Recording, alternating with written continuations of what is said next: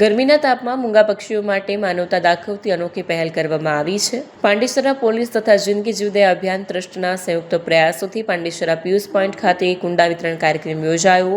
મોટી સંખ્યામાં પાણીના કુંડાનું વિતરણ કરવામાં આવ્યું। આ કુંડાઓ ગલીઓ, છત અને જાહેર સ્થળોએ મૂકવામાં આવશે, જેથી તરસ્યા પંખીઓ અને નાના પ્રાણીઓને પીવાનું પાણી મળી શકે।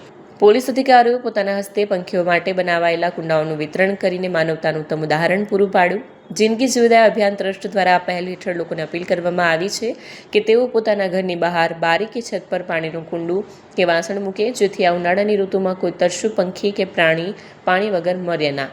ઉનાળાની ગરમીની શરૂઆત થઈ ચૂકેલ હોય, જે અનુસંધાને જિંદગી જીવદયા અભિયાન તથા પાંડેસરા પોલીસ દ્વારા કુંડા વિતરણનો કાર્યક્રમ કરેલ છે। જાહેર જનતાને અપીલ કરવામાં આવે છે કે પોતાના અગાસી અથવા ગાર્ડનની અંદર એક કુંડા મૂકવામાં આવે, જેથી કરીને અબોલા પંખીઓનો જીવ બચી શકે।